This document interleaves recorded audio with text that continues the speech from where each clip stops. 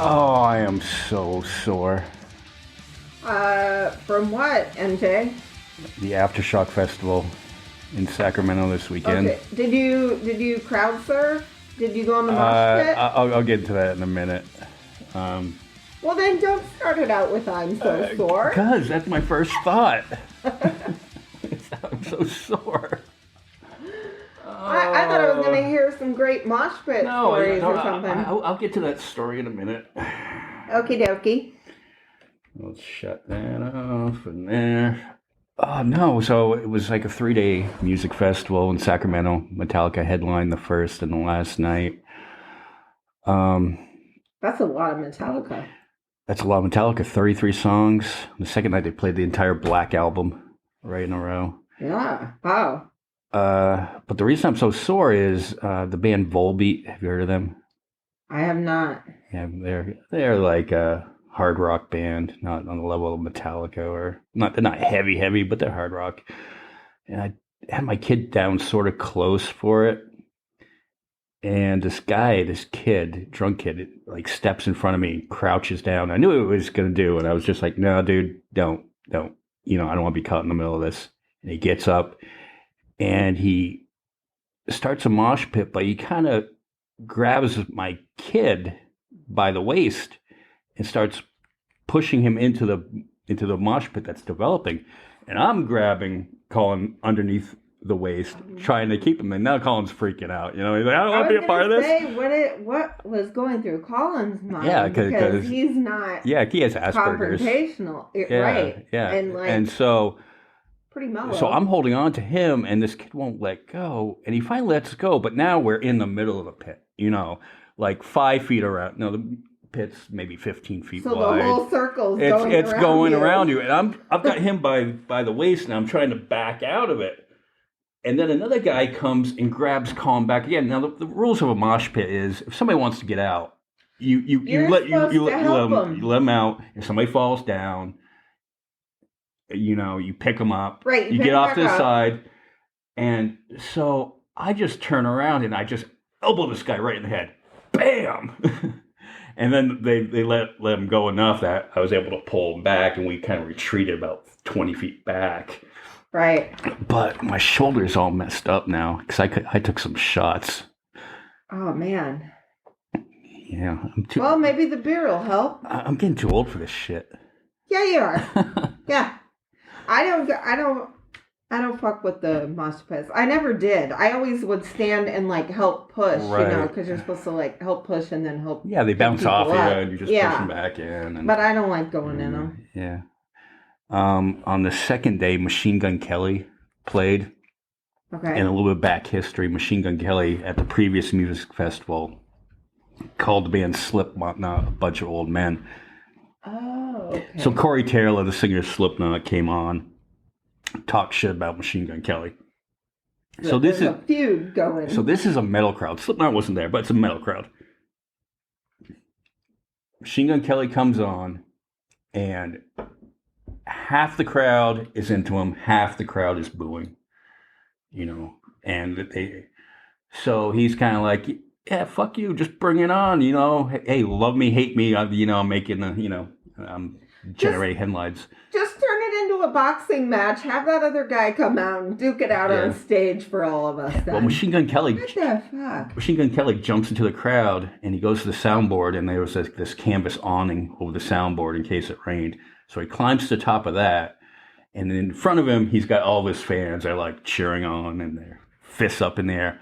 Behind him, people are booing. They're throwing water bottles. There's trees to the side of the stage, so people are throwing branches at him and stuff like that. And I caught this on video, and our Reality Redemption YouTube channel has gone viral today. Yes. Yeah. We're YouTube famous. I'm getting like, it was getting like, I think it got like almost 30,000 views today alone. Oh my gosh. Yeah. Good job, MJ. And I had a couple of news sites private message me and say, hey, can we write your footage? Yeah, can we use this footage and we'll credit you and we're gonna write an article about it. And so you said yes? Yeah, we were all over all the metal news sites. Like, can I also get some royalties too? Yeah, and I should have said that. And be sure to tune in to the Reality Redemption podcast where we talk about this shit. Yeah.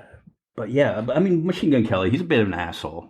I mean, he started at the MTV Awards. Conor McGregor, did you see that? Where no, to be honest, I'm not really a fan of either Slipknot or Machine Gun Kelly, but a lot of people aren't. I know. But, so I mean, I could take him or leave either one. But Conor McGregor wanted to take a picture with Machine Gun Kelly, Megan Fox, as they were going on the red carpet, and Machine Gun Kelly said no, and Conor McGregor, being Conor McGregor, was just like, fuck you, punk, you're gonna be a nobody in 6 months, and so fucking Machine Gun Kelly throws like a water bottle at him. I think they were just doing it for the publicity, though. Machine Gun Kelly's got a lot of balls. I mean, I wouldn't throw a water bottle at a UFC fighter.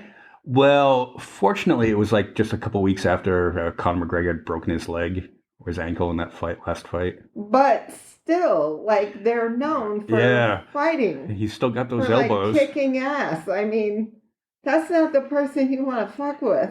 And to be fair, Machine Gun Kelly handled that crowd pretty good. And I was telling, because I went with a couple mutual friends here in Kingman and my son, and I'm like, remember this performance. This will be all over the news, the music news, in the next few days. And it was.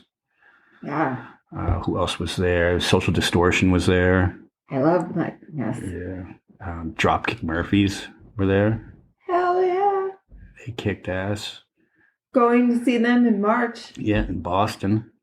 Just felt, I was feeling a little homesick, and that kind of satisfied me for a little bit. Let's see, who else? The Misfits played the second night, but to be honest, we were so tired from the first night because we flew in that morning, got picked up at the airport, went in, checked into the hotel really quick, and then ran over to the site of the concert. And we were walking around. So by the next morning, me and my friend Dave, we were just like lying in bed, and we couldn't get out of bed. We were just like so sorry between the mosh pits and all the walking and the traveling. And the next couple of days, we learned to pace ourselves a little bit more. Yeah. Like, okay, what bands do you really want to see? Yeah, because they only play, like, you don't get to hear it. That's the thing that I like about the music festivals. No, they don't play very long. Everybody played a full sets. Like, the Dropkick Murphys played about an hour and 10 minutes. Oh, okay. Social Distortion played an hour and 15. Metallica played almost 2 hours each night. Some of the newer bands didn't play that long. Yeah. But it was a good time, but it was probably better than Woodstock 99 was. Oh, yeah. That's why when you were talking about it, I'm like, boy, is this going to turn into a Woodstock 99 with all the tension? I thought it was after the first day, after I survived that mosh pit. I'm like, oh, God, I'm all beat up. And my kid's not really like a super, in good shape and stuff like that. And he was walking his ass off. The only thing about kids, though, he has this little tablet and stuff like that, and he was wanting to take pictures and stuff like that, and he was spending his whole time like this. I'm like, dude, put that down. You got to live in the moment, He's always on that thing. Yeah. He's writing like his novels or whatever, his like sci-fi novels. Oh, yeah. And there was this part too. He had this online friend that it's not Facebook, but it's on some other social media site. Okay. Where they talk about their anime and their stories and the role playing and all this other stuff. And he was finally going to get a chance to meet his friend who also has Asperger's, a female friend, and they're both 16, that age. And young love. And kids aren't good at planning stuff out. Because I'm telling them like 2 weeks before, hey, we need to have a plan if we're going to meet up with her. And her parents weren't being necessarily, because we didn't have a car there, they weren't being accommodating on like where we're going to meet. And so the whole day on Friday, they were supposed to meet up on Saturday morning. The whole day on Friday, they were,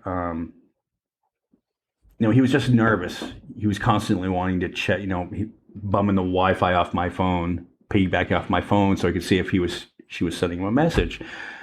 And it was kind of losing him, because he was excited about meeting her, but also nervous that she was going to blow him off. Right. And I get it. I understand it. I mean, we probably do that a little bit to this day ourselves, but, I'm having to have that talk with him at the hotel, like, hey, women, they sometimes are going to let you down, especially when you meet them online. And I'm the expert on that one. Yeah.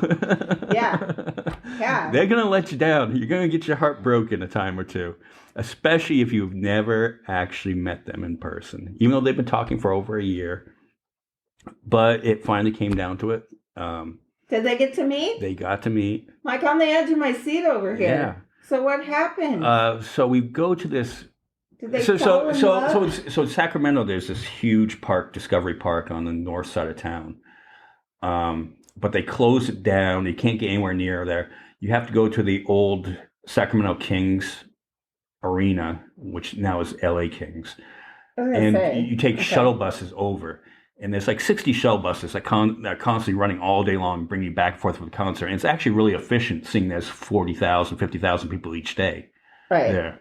So there's a rose garden where the Sacramento Library is, and it's actually really nice. And so her dad met us there with the daughter, and they got to hang out for, only about a half an hour or so. But they did get to meet. Oh, that's cool.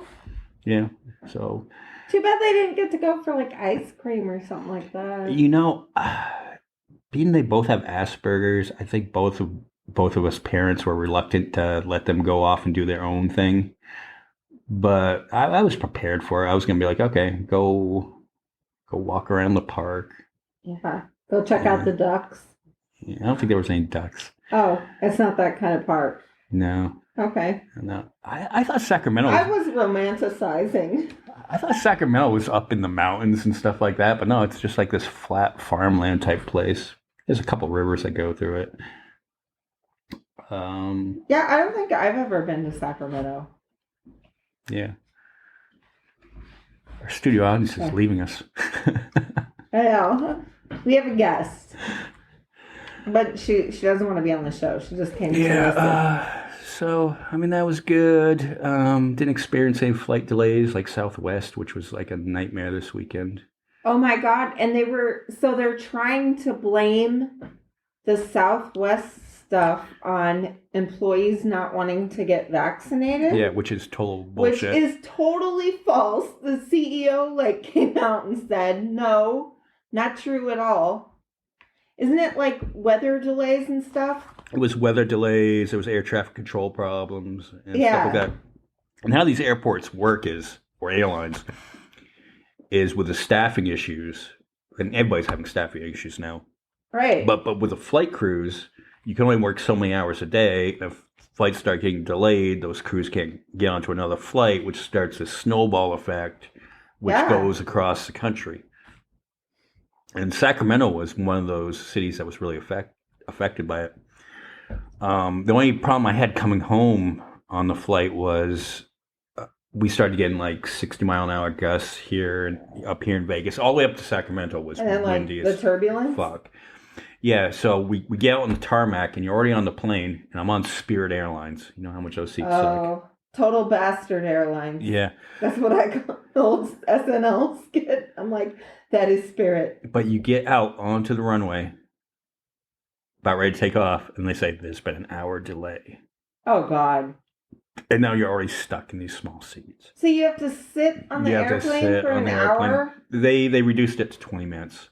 Oh, well, that's not bad. Then we flew in, and I've never this is like the second worst landing I've ever had, because we're coming in, and because of the winds, I think he was coming in faster than you usually should, and the nose was down. I'm like, shouldn't we pull the nose up by now? I've been on the flights. But what he does is you come in fast so the wind gust doesn't catch you, and then you hit that runway and the brakes come on, and it's like... Yeah, MJ, leave the flying to the professionals, okay? No, I did. I wasn't criticizing. Anytime you land, it's a good thing. Yeah. Were you one of those people that clapped? No. No. Aren't those people so annoying? The only time I did that was I was flying into North Carolina once, and we're flying into Charlotte. and this was the worst one because the wheels weren't quite centered. So he hit, and the plane kind of bounced, and I'd had the wing seat, and I could see the wing like went down and almost touched the tarmac and came back up, and the plane kind of lifted back up and came down, and the pilot comes on. He goes, "There you go, 2 landings for the price of 1." And that one we were like, "All right, that's a good one." Yeah. Right. Yeah, Southwest does they tend to be like jokesters. Like they like to tell their jokes or whatnot. At least every time I've been on them, like they're. And you know what? That's a good segue to our next subject. Okay. The new Dave Chappelle special. Oh yeah. What do you think about that? I liked it. Yeah, I thought it was done really good. Times I laughed really hard. There were times where I definitely didn't laugh, but there was times where he wasn't really telling jokes. He's like, first off, he's a total genius. Like whenever I watch a Chappelle thing, I don't laugh at every single thing because there's always a lesson to be learned there. He's also a great storyteller. So some of it is storytelling. Some of it goes into really funny parts, and some of it goes into parts that are very human. Yeah. And we all feel them. And I suggest if you're interested in watching it and you haven't watched it yet, watch it, then come back to this podcast so we don't ruin anything for you on it. Spoiler alert. Right. Yeah. So then, and I told you this because I texted you immediately as I was watching. I'm like, he's going to get in some shit for this one. And then I was like, oh shit, I forgot that the special was on. And it was too late for me to start it at that point. So I'm like, that's what I'll be doing the next night is watching Chappelle's new special. Right. And just like clockwork, I sent you the news link on it. And then they were giving him shit. And I don't really understand why he got so much shit for this one. Because he explained beforehand too, knowing that he always gets shit from certain folks. Like he went through the whole routine. And then even at the end, he's like, this is the last time I'm going to talk about it. This is the last time I'm going to even go over this. Yeah, because he was referring to his last special, who one of our friends who's been a guest on this podcast didn't like his transgender jokes on that. Which in that special too, he kind of explained himself at the end of that one too. And so he was referring to the last special when he started talking about this, but I think he felt like he had to get into the subject deeper for the shit that he took the last time and really explain himself. But again, like clockwork, he was getting a lot of crap from Netflix employees, and some Netflix employees were saying, well, we're gonna walk out till you cancel this special, get it off the air. And Netflix doubled down and said, no, we're not going to do it. Because they paid a lot of money to have Chappelle do this. And this is Chappelle's apparently last Netflix special. We have the contracts up. Somebody else needs to pick him up. Yeah, no, he will. He will. He could probably make a lot of money putting it out on his own, and sell it like a pay-per-view type thing. I know. So, yeah. And he's a smart businessman, too. Yeah. So, I mean, he gets into the transgender thing, and the spoiler again, when he's talking about the transgender comedian that went up on the show in San Francisco, Daphne, yeah. Mm-hmm. And, she didn't have a good set, and he was kind of making fun of her. Yeah, he's saying how she, sucked for 45 minutes straight, basically. Yeah. And bombed. I think that's what they call it bombed. Bombed for 45 minutes. Not completely not funny. But then at the end, she was sort of heckling him. Not heckling isn't the right term. No, they did banter basically. Yeah, banter. Because she was sitting, I think, near the front. So they were still talking back and forth. And she was killing it. And the audience was really getting into it. And it made her whole night. And Dave and her were partying backstage. And Dave was like, wow, that was awesome. And I think he said 6 days later, she killed herself. I know. So when he said that, I'm like, no, like, I mean, I yelled at the TV when that part came, because you know how his range, like, he'll get, and then she killed herself. And then it's like, and I was like, no, because he has that ability. He's a great storyteller. I don't know if he's just a great storyteller for me, but like, he's a great storyteller. Like, I really was getting into it. And then for people out there who don't know the type of person that Dave Chappelle is, Dave Chappelle told how he now had set up a fund for Daphne's daughter. Yeah, college fund.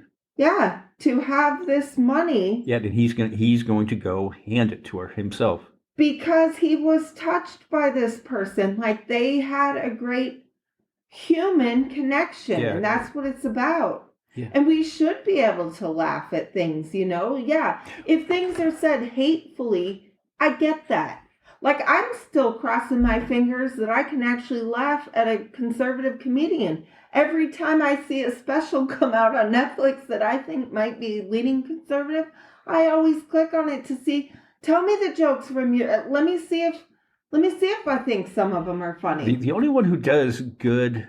I didn't like that last Dennis Miller one that I tried to watch. That was terrible. The only one that does good liberal jokes is Bill Maher. I know. Yeah. Amen. Yeah. Totally. So yeah, Chappelle was going to set up a college fund for the daughter, and then he gets into, I know I'm going to get some shit for this special, but I'm telling you, I don't have a mean bone in my body. And people should know that if they're true fans of his. Like, if you've been watching him throughout his entire career, like, you should know that.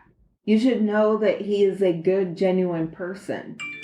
Well, and who's the person, though, that, if you were offended by the last special, why you're going to really sit down and watch this special? I know. Yeah. It's kind of like those people who are... tune into Howard Stern and they hate Howard Stern. Or I'm never watching the NFL again. Donald Trump.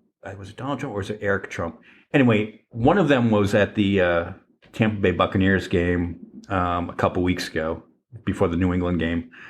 And he posted... Sorry to Tampa Bay. But didn't they say, I am never watching football again? I have plenty of friends on social media that said, after the Colin Kaepernick thing, said, I'm never watching football again. But then the next year when the Patriots made the Super Bowl, they're like, go Pats. I know.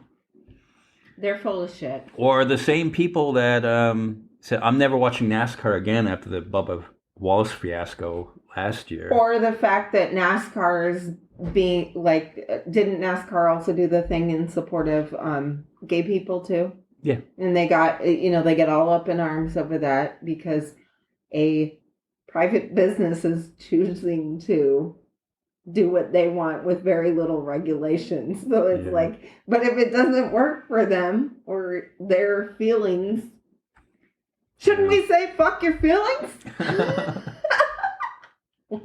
NFL, fuck your feelings. NASCAR, fuck your feelings. And that segs into our next subject. And I don't know how to feel about this. Okay? Jon Gruden. Now, I used to like him, but now I think he's a piece of shit. Okay. You saw some of the... I think he's a dick. I didn't know who he was before. Like, I mean, I don't pay that much attention to who all the coaches are, who all the players are, all that. I don't... I'm not that into football because there's part of me who doesn't like football because of the whole CTE issue. But, I still am an American and a fan of America's game, Well, apparently from 2011 to 2018, Jon Gruden was sending a bunch of emails to the president. Well, not the president, the guy that was running the football operations over at the Redskins. I can't say the Redskins. But yes, Washington's team. Yes, the Washington football team. Peter's team. Oh, we should have asked him, Peter, how he feels about this scandal. We'll get you next time, Peter. So there was a bunch of comments that saying like Biden was a pussy when he was the vice president. Roger Goodell was a pussy. They called Roger Goodell he called Roger Goodell a derogatory gay term, is what I also heard. Yeah. Now, here's in his emails too. Here's where I'm conflicted about this. They're private emails. Okay, here's where I'm conflicted with this. Hillary didn't get hired for a job based off of her private emails. Okay, and then to go down that road too, not like I want to keep dragging that up, but have excuse me, sorry, I'm like stuttering. Have high profile folks learn nothing from the whole Hillary email scandal? Like, hey, motherfucker, you're high profile. Maybe don't put that kind of shit in an email. You know? Yeah. No, definitely. Like, I had a rule with my horrible tenant that I had, freeloading tenant, slob, Miss Piggy, that used to live in my studio. I made sure I put nothing nasty in a text message. You know, nothing that you're going to be embarrassed about later in court over. Mm-hmm. You want to do that kind of stuff, then call them on the phone. Yeah. And say some shit. Like, I don't understand this. Why are these high profile people so stupid? Yeah, I mean, you got a target on your back. Because at the time he wasn't the Raiders coach. He was the analysis on Monday Night Football. Okay, I get that.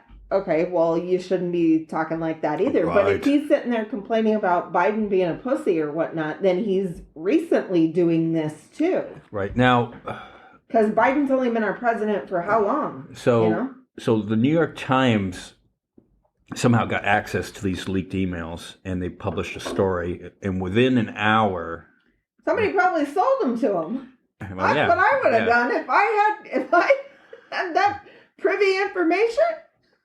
But John Gruden was resigned within an hour of this story leaking because he knew there's no coming back. And now, can he go talk to Matt Gaetz? Now you have this one side, okay? And I get it. They're like, well, he shouldn't have resigned. That was stuff he said years ago, or those were private emails. And I sort of understand that. But as a coach for a football team, and if you make racist remarks and there's a gay football player on the Raiders team, how do you get those players back? Okay, they're going to look at you a little bit differently. Right. You know, and you need to be a leader to those people. And if you lose that locker room, I think he had no choice but to resign after that. Plus, I think Roger Goodell, after what he said about Roger Goodell, would have made his life miserable. Yeah, like you're going to really show your face? Yeah. I mean, maybe he could have gone to some kind of diversity training. Maybe he could have apologized. Somebody like that probably is like, I'm not jumping through these hoops that they're going to make me do. It's better if I just quit. Yeah. And I guess there's a difference between the way you use words, because Dave Chappelle uses them as a form of art and in comedy. And there's nothing hurtful in what he said. And I think with John Gruden, there was hurtful comments there. He wasn't doing it for comedy. He wasn't doing it to make a point. It was a private conversation. But that being said, as a public figure, you got to watch what you say. But I also don't believe in going to Kevin Hart. I think Chappelle talked about this, that Kevin Hart's dream was to host the Oscars. Well, when Kevin Hart got chosen to host the Oscars, they went back and looked at his tweets from years and years ago. Uh-huh. And they found some stuff that could be considered offensive today, but 10 years ago, it wasn't. You know, remember people, the thing that I don't get is like people talked a lot different than like they've progressed and realized that, you know what, that wasn't cool what I used to say. You know, like here's one, I'll out myself right now. right now on this podcast. A lot of times I used to sit there and say, oh my gosh, that's so gay. Meaning like that's so lame. Yeah. And I don't do that anymore now. Like I don't talk like that. But yeah, when I was in high school, I used to say shit like that. Or, here's another one I'll out myself too, is you're at a party with your friends, you're doing shots, and one of your friends goes, no, I've done enough. Oh, and use a derogatory term towards them like, hey, why can't you keep up? Right. And it wasn't, I don't know if it was considered offensive at the time because it was just language. It was the time. Like in the 50s, it wasn't offensive to call somebody a colored person, which would be offensive now. Right. And it's been offensive for years because I remember this was years ago. It may have been in the 90s. Richard Petty, who's like a comic NASCAR driver, had said something and referred to them as a colored person. They're like, you can't say that. And he was just like, oh, but and then he apologized. But it was, in his generation, it wasn't wrong to say that at the time. Right. He, of course, people. We had, okay, here, let me put it to you this way, too. I watched the documentary Oliver Stone's Untold History of the United States. And he has clips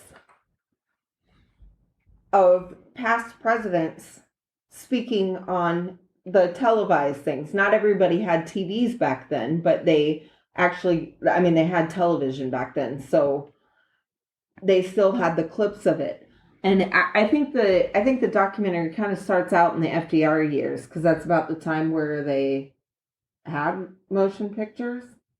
Yeah. I don't know. I wasn't alive then, so I might be a little off. In the 50s, TV started to get into households. But FDR and Truman is on national TV. Harry S. Truman is on national TV and makes a comment and says the N-word on TV. What?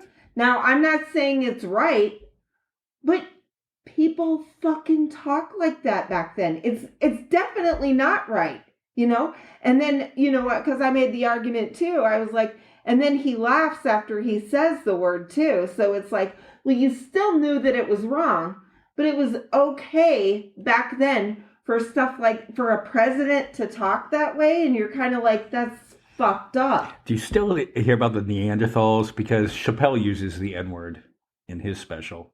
But because it's okay. It's okay for him to say it. It's okay for certain people to say it. I'm part Neanderthal. If you do 23andMe, they'll tell you percentage of your DNA that's Neanderthal DNA. Yeah. They do. Yeah. So, but I'm talking about the simpletons that go, how come I can't use that word? Chappelle used it in his special. You know what I mean? Those type of people. Yeah. I usually just say, what would you get out of using it? Like, would it really make you feel better to use that word? Yeah. Do you know how many words there are in the English language? You could pick a fucking ton of them to use. Snow. We had to totally improvise this because our guest canceled, and a little bit perturbed at this because sometimes you take a guest that had to cancel last week and you bump them to this week, but then you realize a certain person is in town and you want to catch up on certain stories, so you push that guest back another week so you can fit this guest on. Sometimes stuff pops up in folks' lives though too, and they can't make it, so that's.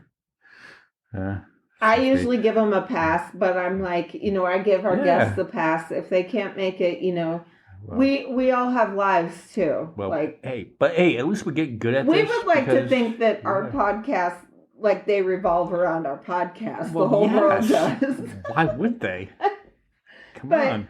Hey, people got shit that happens. Okay, Shit happens. but hey, it's no big deal because we've made the best of this. But speaking one more thing about cancel culture, the Rolling Stones have decided on their upcoming tour, that started a couple weeks ago, that they are not playing Brown Sugar, and I didn't realize that song was about slavery.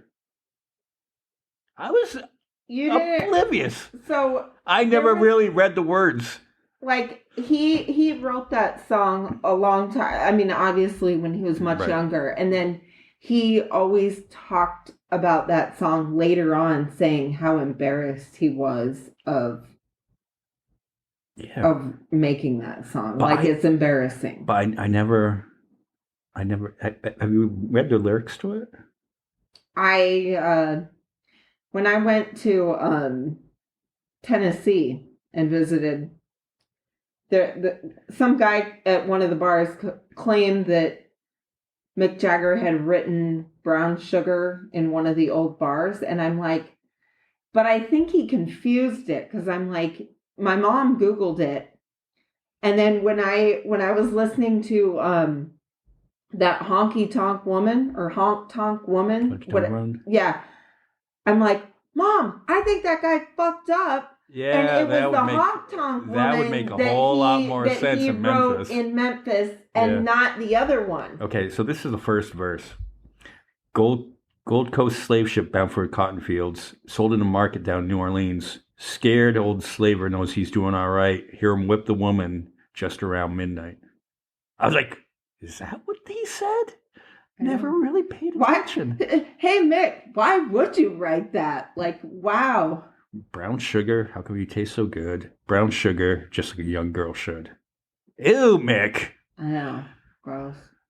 Yeah. But yeah, he did say he was embarrassed later. So they're no longer playing. I mean, but shouldn't there always be the opportunity for redemption for folks? There really should be. Like, you know how to wrap this up. We're getting good at this. like I am sorry, people say stupid fucking things. John Gruden, we're looking at you.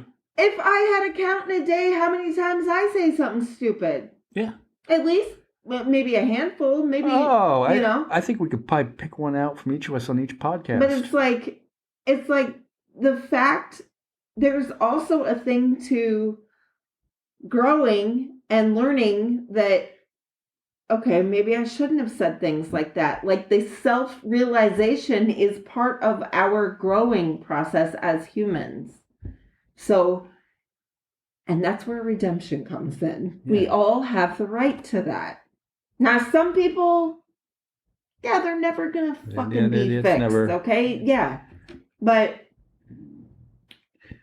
Well, yeah, and I think that's in today's world, and it's not bashing anybody, but it seems like we're living in two different realities. Like people have two different truths. I know. There's the truth that Southwest is having the problem because of vaccine mandates. And they believe that. They believe that with all their heart. No matter how many times Ted Cruz told them that. Maybe no matter how many times the CEO comes out and says that's not the case. And then that's the part that baffles me. It's like, why would you not listen to the CEO of the company? Yeah. After he explained it to you. Because the CEO of the company lies and the media lies. I don't know. Because you believe it. Like there was I actually think that the best response on Ted Cruz putting all that misinformation out came from Jen Psaki. Hey, you know what? There's one kind of funny thing, and we haven't mentioned him in quite a while. Is Donald Trump? I guess came out today and said, if the GOP does not make election fraud the number one topic of the next campaign, then Donald Trump supporters should not vote in the next election. I second that emotion. Yes. I am with you, sir. Oh, it's just a strange reality we all live in. We agree on something. The one thing, there was a bunch of different, obviously, 100 bands on that Aftershock Festival over the course of 3 days, and you had bands with different political ideologies, and Not a lot of them. A couple of them used it, but for the most part, it didn't offend anybody. Machine Gun Kelly was the most divisive part of the weekend. I think we should all get back to that because there was a community of people other than the dickheads in the fucking mosh pit. Everybody got along. You're meeting cool people from all over the United States and even the world who traveled into this thing. And I think we need more of that. We need more of coming together. And I'm going to go ahead and say it. I'm going to say, hey, thank you to Machine Gun Kelly for taking the heat off the political division. Because you got us a plug, dude. Like, I'm trying to look at it as a positive. Yeah, and Machine Gun Kelly, you're getting us a lot of views on I'm YouTube. So selfish. So Machine Gun Kelly, come on this podcast to discuss it. Good job on creating the controversy. Yeah. Because then it led to positive things for us. Yeah. So. And it really didn't hurt you, so. Hey, him and Megan Fox a new power couple now. Oh, okay. You ever see the Motley Crue biopic Dirt on Netflix? Machine Gun Kelly plays Tommy Lee in it. Oh, yes, I have seen that. Okay. Yeah. Okay. Yeah. Now I know who he is. There we go. All right. I think we've got Machine Gun enough plugs on this podcast. You know what? You know what would be awesome is if Machine Gun Kelly, because he's playing Las Vegas this weekend, if he gets up on stage and was like, fuck Reality Redemption. That would be so cool. All right. On that note, we'll wrap this up until next week, and we'll talk to you later. Bye, y'all.